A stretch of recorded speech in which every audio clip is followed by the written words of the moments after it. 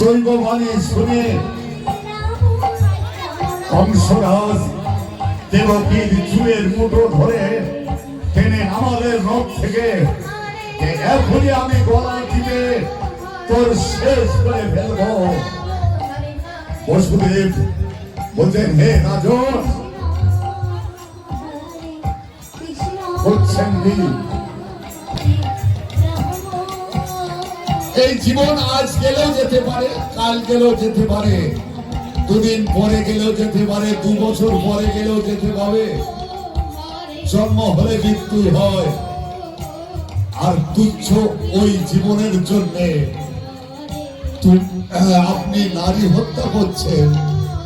নারী হত্যা, ব্রহ্ম হত্যা, কবি হত্যা, শিশু হত্যা মহাপাপ। তখন কংসরাজ 7 মাস চিন্তা ভাবনা করে ওদের দুজনকে কারাগারে নিক্ষেপ করলেন। কারাগারে নিক্ষেপ করে প্রহরীদের বললেন, প্রহরী খুব সাবধানে পাহারা দেবে, যেন পালাতে না পারে।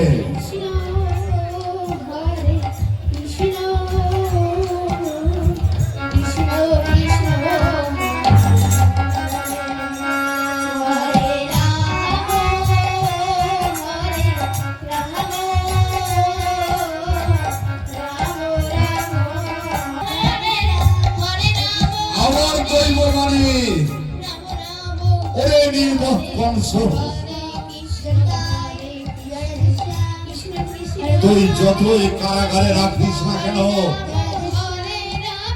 ওর গর্ভের সন্তান হবে তোর মৃত্যুর কারণ।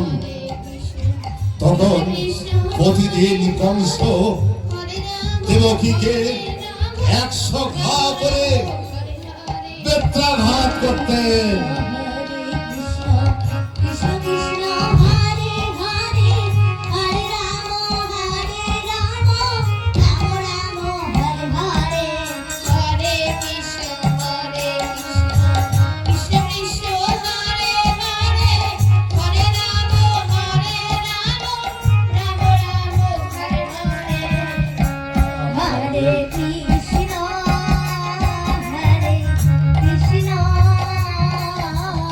দেবকী বলছেন, ওরে ভাই, আমাদের দুজনের সম্পর্ক ভাই বোনের সম্পর্ক। আজ বোনের বিপদে তুমি পাশে এসে দাঁড়াবে, আর তা না করে আমাকে বেত্রাঘাত করছো, করো, আর আমার জীবন শেষ করে দাও। কংস বলছেন, হে প্রিয় রাজন, দেবকী আমার বিবাহিতা স্ত্রী, ওর এই করুণ ক্রন্দন আমি আর সহ্য করতে পারছি না। কেন কেন বিনা দোষে করে বেত্রাঘাত করছেন বলুন?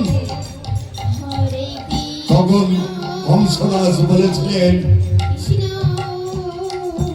বসুদেব, তোমার যে কটা সন্তান হবে একটা একটা করে আমার হাতে তুলে দেবে, আর আমি ওদের গলা টিপে শেষ করে দেব। পারবে?